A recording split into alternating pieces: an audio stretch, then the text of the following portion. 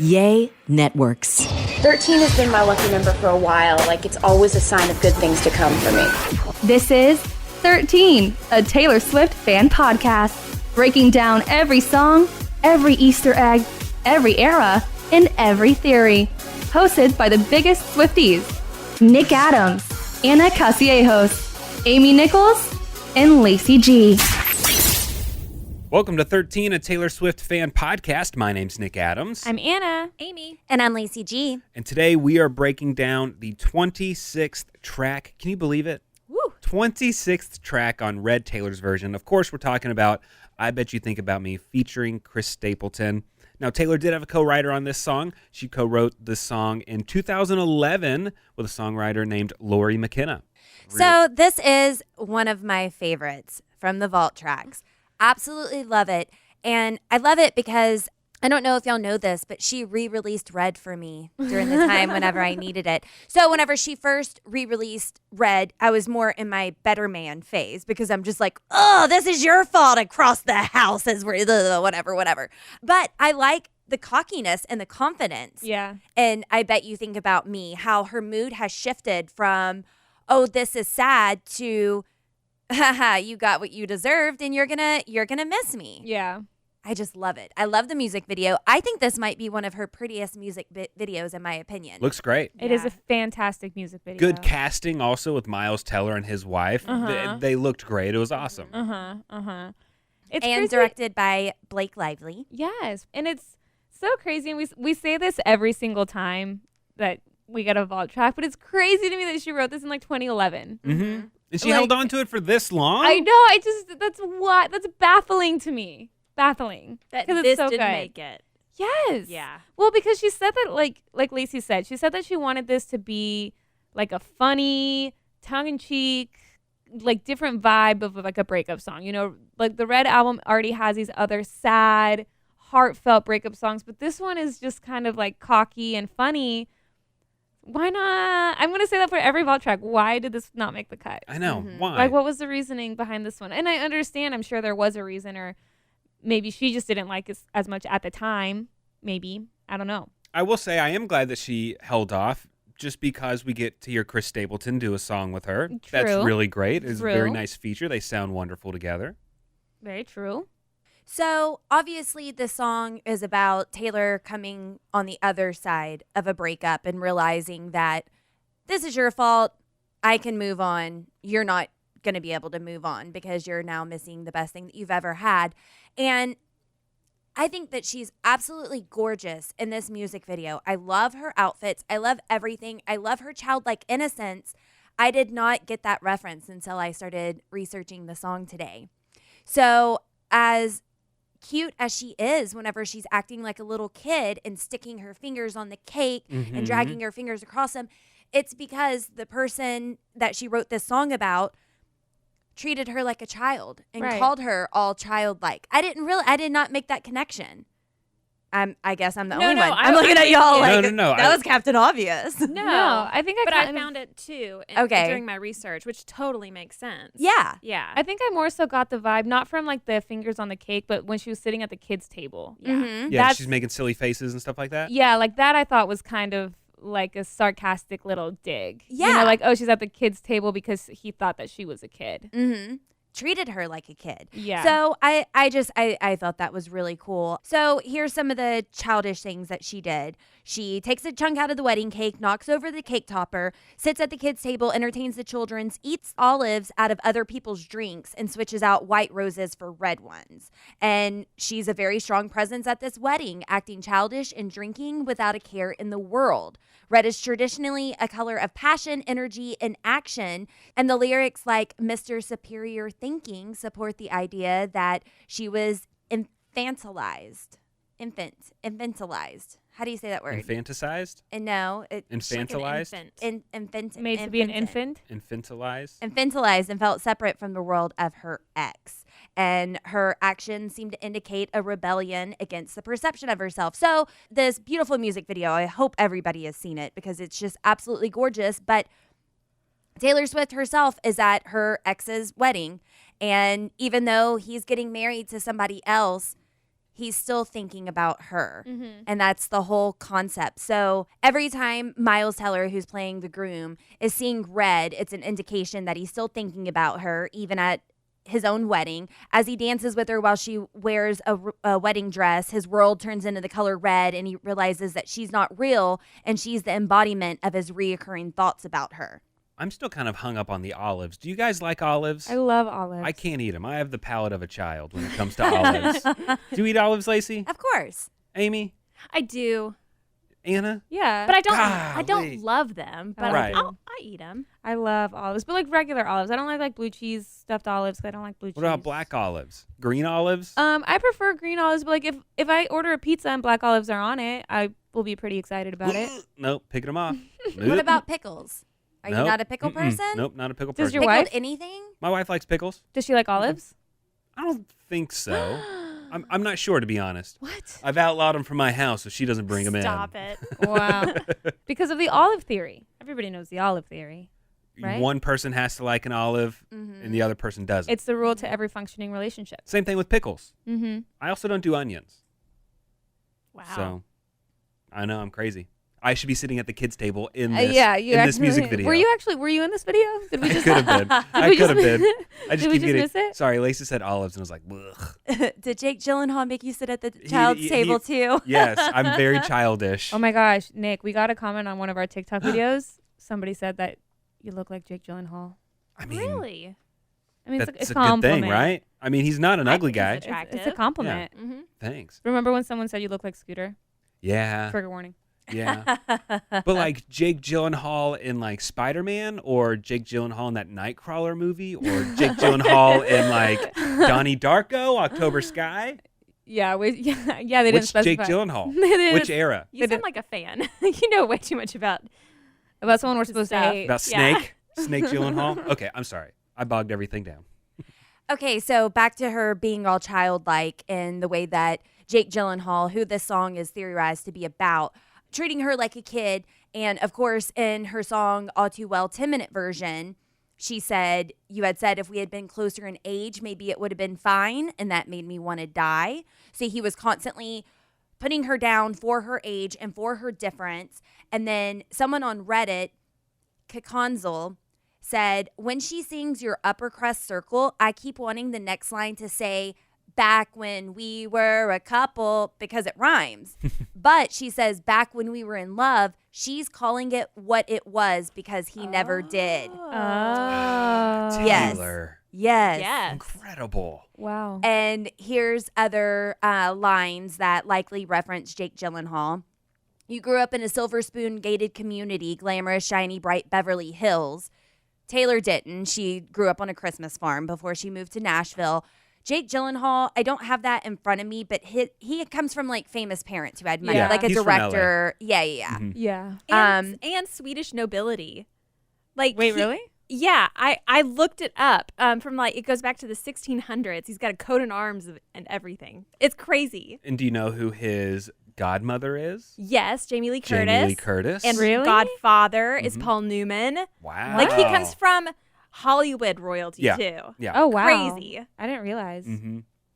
No Wow. wonder. All these Jake Gyllenhaal facts make me think that y'all need to start a fangirl podcast over him. I know. You guys need to go sit on right. his $1 million couch. Well, I mean, it's We're just gonna- kind of silly because she like talks about this modest upbringing, which come on, have you seen her house? She had a nice upbringing. She did have a nice upbringing, but compared to Jake, Sure. it's uncomparable. Yeah, I've seen some people, because her house was just sold recently, and some people were pointing out the house and like showing pictures inside of it and stuff. Yeah. And we're like, do you think her parents were like stressing over paying their bills at this kitchen table and Right. stuff like that? Which they could have been. I don't know. maybe, He's a wealthy banker, though. Her dad. Anyways, the point is Jake sucks. Yes. Fast asleep in your city, that's better than mine because everything that he did was just so much better than her. Yeah. I bet you think about me when you're out at your cool indie music concerts every week and you laughed at my dreams and rolled your eyes at my jokes Yeah. because he didn't think that she was funny. So, but someone else pointed out, so during the scene where Taylor is giving a speech and everybody's laughing and she hands the bride the big red box that has the All Too Well scarf in it. Mm-hmm. And people are wondering, could this gift be a gift of Swift warning the bride to stay away from the groom? Or is this a theory that she's moved on from the relationship? I think it would be both. Yeah, Right? a little heads up and peace. I'm out. Bye. Yeah. I'm letting it go. Yeah. And she's being respectful, not tearing her down, Mm-hmm. just being supportive of her and her future. Or Yeah, whatever. but she's like, but here you go. Here's the scarf that he gave me that's well known in the Taylor Swift cinematic universe. Mm-hmm. And I also like that box specifically was also in the All Too Well yeah. short film Mhm. as one of the gifts. And it was the box that she used in real life as promo, like when she sent the scarf and things like that for people to post about when the album was coming out. They got it in like a red box like that. So I thought that was really cool. And some people did say that does reference, you mail my things back to me and I walk home alone, but you keep my old scarf. Well, that's the box that the scarf was in, like whenever he mailed everything back. So she did get the scarf back and she's now passing it on because she is over it. Yeah. So a really beautiful part in the music video is whenever Taylor Swift and Miles Teller starts dancing, and this is their dance at the wedding until her dress starts to fade into red, and then she turns around. No, I guess that's not true. She turns around and walks off before Yes. her Yeah, dress she's wearing starts the to white fade to red. dress with the red sneakers. And she's wearing red sneakers because he didn't like it when I wore high heels, Exactly. referenced again in Begin Again. It's all in the details. The devil's in the details. But you got a friend in me. And at the very end, stunning, stunning, stunning. Whenever she's doing her concert and she has the light shining behind her. It's Yeah. just so beautiful. But people say her concert at the end exudes confidence and self-assurance. He may be thinking about her, but she's definitely not thinking about him. Mm-hmm. And I thought that was a cool way to think. I wish I thought stuff like that. Like, I know. And how fun. Like, it was probably a slumber party. Her and Blake just working out all the details. I know. Oh, what a cool experience to work with the two of them. I know. I would give anything just to be like an extra on that set. Yeah. Or just the person that brings everybody water. I'll do it, whatever. Anything. Yeah. So I jumped around all over the music video, but there's still more. Taylor Swift stabs the cherry as she's walking by. What does that mean?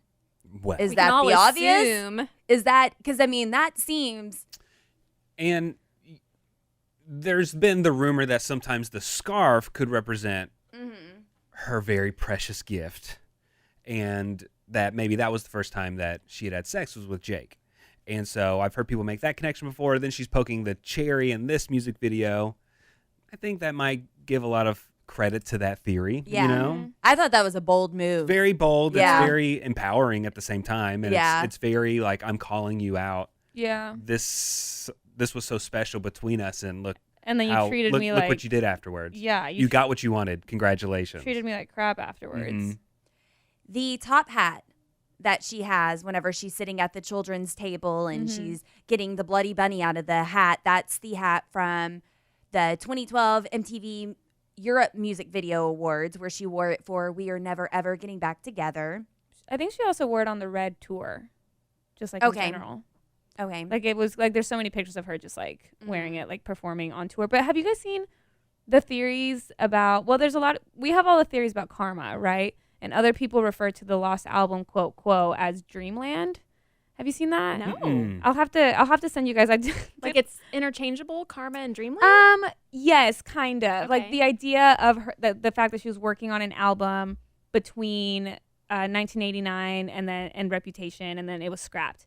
But I've seen some people refer to it as Dreamland because there are so many references to like Alice in Wonderland and The Wizard of Oz and like things like that kind of just throughout 1989. Like they were kind of like leading up to it. Like I feel like with Karma, some of us are focused on like Bleachella and the grunge and things like that, but then other people are focused on like the fantasy Dreamland Easter egg type thing. So there's kind of like two things you can look at.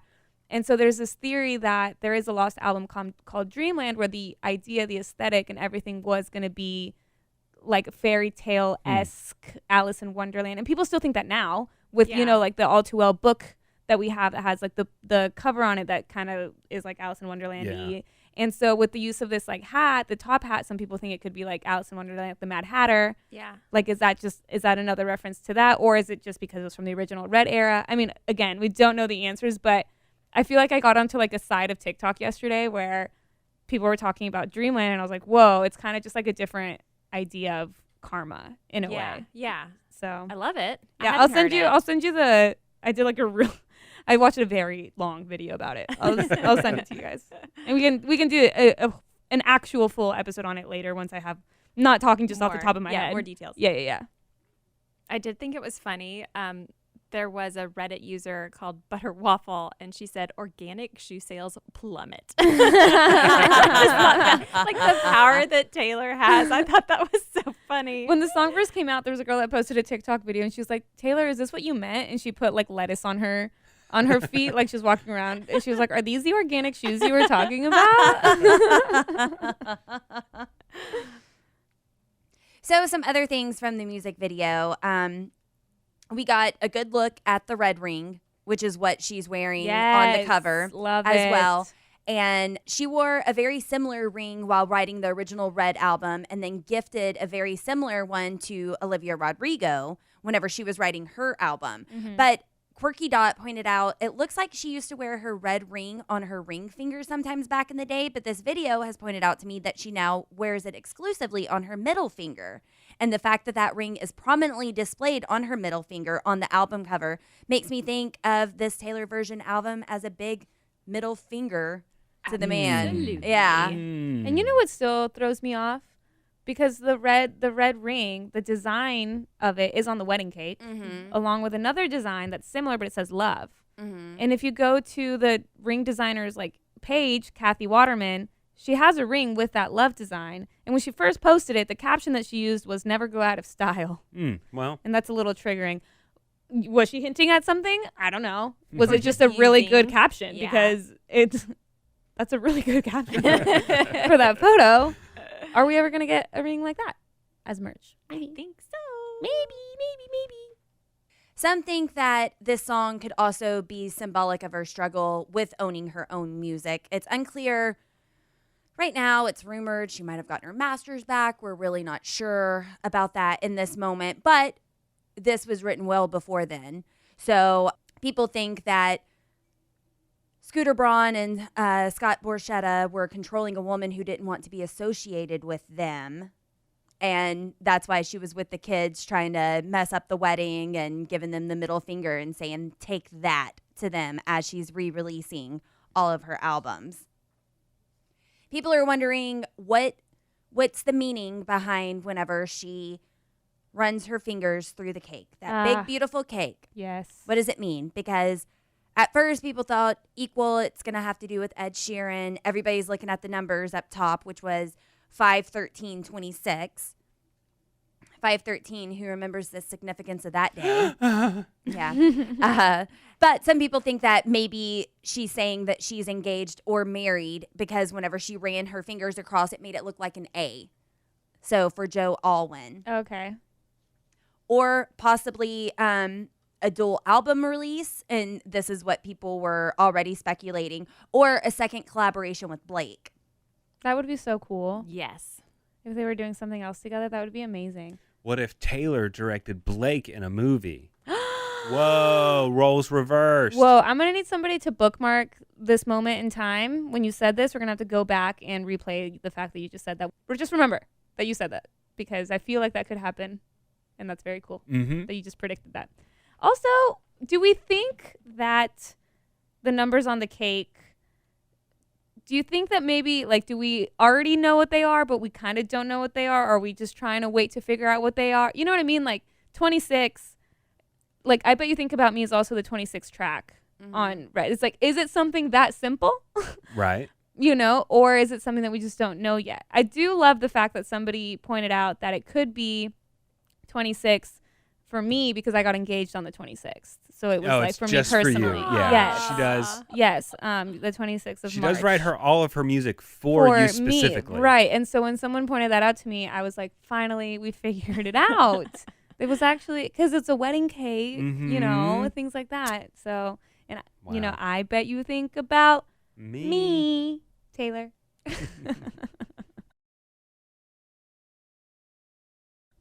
So, Not Mallory had a lot to say about the cake.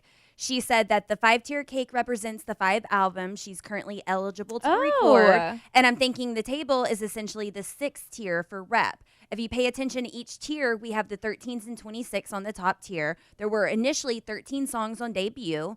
So she's hoping that the 26 means the double track list with the vault songs. Oh, that'd be cool. I like that. Second tier, Fearless, is the one she ruined by the re-recording, and that's where she dragged her fingers through it. Third tier, she said, reminded me of The Fence, but that doesn't fit for Speak Now, so I can't figure that piece out. Fourth tier has the new red logo similar to the ring, like you were just talking about, and the bottom tier has the bird similar to her shirt for 1989. Man, there are birds all over that There music are video. birds. And not just any birds. The 1989 birds. Yeah. What kind of birds are those? Like seagulls. Okay. Also, she was 26 years old when 1989 came out. Well, I'd also seen a lot of people saying that 26 could mean 26 weeks after Red Taylor's version was released was May 13th. Falafel with hot sauce. On Reddit. Wait, is that a vault track? Is that a vault track name? Is that is that actually what Karma's called? Forget Karma, forget Dreamland. Falafel that's with what- hot sauce. That's what she ordered on her first date with Joe, right? I'm really hungry now. I love that. Falafel with hot sauce is the coolest. So Falafel with hot sauce on Reddit said there were a lot of references to the number 4. 4 guests at the urinal in the beginning, which someone else asked, does anyone else feel like the groomsman wearing the skirt at the beginning is like in reference to Harry Styles? So I thought that was an interesting take. Oh. Oh, I didn't, yeah. Didn't- Yeah. yeah, I didn't mean, I think about noticed it. the guy in a skirt, but I didn't make I that thought she was connection. just kind of being inclusive. Yeah. I mean, that's Just what I in thought general. too, but then that is a cool take on it. But anyway, 4. So 4 guests at the urinals at the beginning. Seems like 4 people to a table during the wedding scene. And at minute 4, when Taylor and Miles are dancing, the spotlight is on someone's hand who wiggles 4 fingers. Now, I went back and looked, and I saw what she was talking about, or falafel. I don't know what they were talking about, but they were right. There was a highlight. There was a spotlight shown on the hand, but I couldn't see a wiggle personally. And they said that there was the number 5 in All Too Well short film, 5 candles on the birthday cake, etc. So now she's wondering about potential 4 references here. Maybe we're getting 3 more videos. My clown makeup is painted on thick. I know. And then one last thing I learned on Reddit. Did you know there might be a scene with Blake Lively and Ryan Reynolds' daughter? In the video? Mm-hmm. Do we really even know it? I don't think we know what they look like, right? No. Well, they have been at like Premieres and the stuff. Hollywood. That's true. Oh, Thing? the The hand- star. Yeah. Okay, I think you're right. Yeah. Yeah, star. But I Million, don't yeah. remember what they look Yeah. like.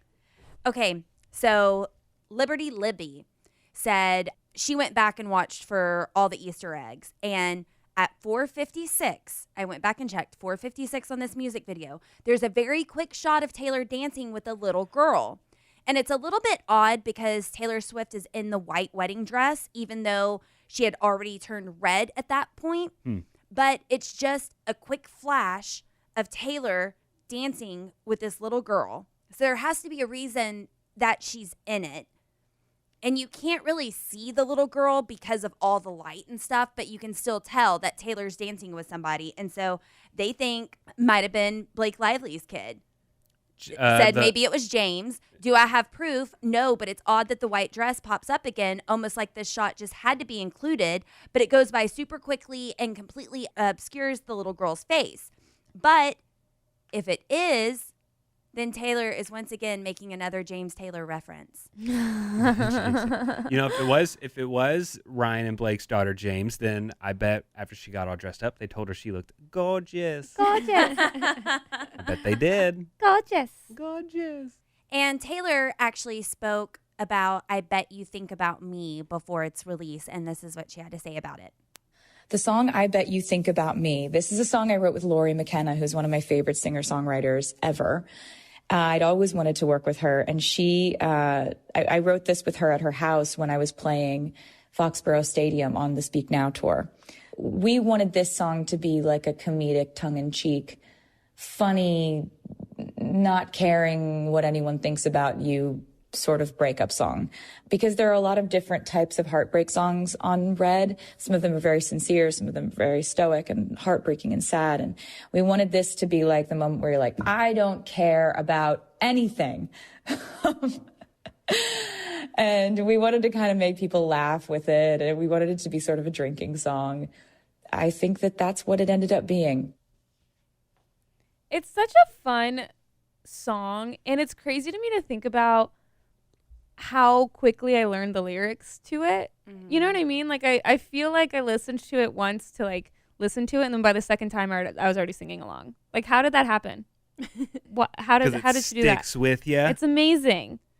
Well, I know that we think we can get inside Taylor's brain because we're always trying to decode and figure stuff out. But I want to know how she got in my brain because of the line, Mr. Superior Thinking, do you have all the space that you need?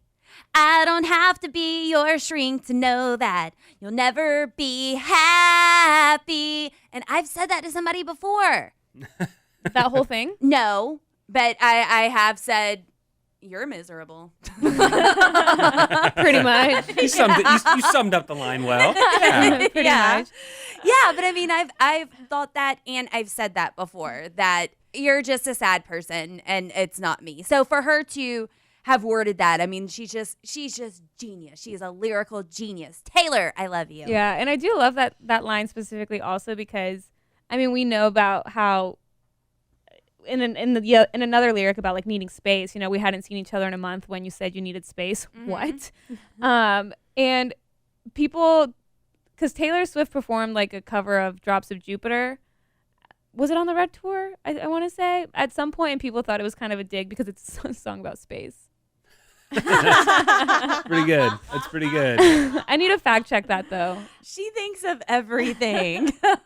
I need to fact check that. Don't take my word on that one. I feel like I just kind of remembered that at some point people were like, did she do that because it's a song about space? Because that's kind of funny. But just to point out personal favorite lyrics, I think my favorite line in the song is when she says, turned out I'm harder to forget than I was to leave. Mm-hmm. I love that because I mean that's essentially the whole theme of the song. Mm-hmm. You know, like I bet you think about me all the time, but I don't think about you. Mm-hmm. Mm-hmm. I did ask my fiance Ryan once. I was like, if we were to break up, how would you feel? Like you can't get away from Taylor Swift. Like no matter where you go. Oh yeah. You know, like her music plays everywhere. And I was like, how do you feel knowing that you're gonna think about me for the rest of your life? I was like, that kind of sucks for you. Because I bet he thinks about me whenever he hears Taylor Swift, you know? You know, he really likes Kanye. Mm-hmm. You can avoid Kanye music. And I have successfully avoided it. It's not like they're blasting Kanye music at the grocery store. Right. But you know what they're always playing at the grocery store? Taylor Swift. And at the mall. Mm-hmm. And in movies now. Yeah. Mm-hmm. And all over social media. Yeah, while you're waiting at a restaurant. And everywhere, at all times, everywhere, everything, all at once. Great movie. Yes. Anyway, that's all I have. Well, that does it for this episode of 13, a Taylor Swift fan podcast. Don't forget, subscribe to us wherever you're listening to this podcast right now. Leave us a good rating. Leave us a good review. We would love to hear that. And join us next time because we're going to be breaking down Taylor's song, Forever Winter. I love that song. Well, we're talking about it next time. Thanks for listening to 13, a Taylor Swift fan podcast. Subscribe for free and leave a positive review on Apple Podcasts, Spotify, or Google Podcasts.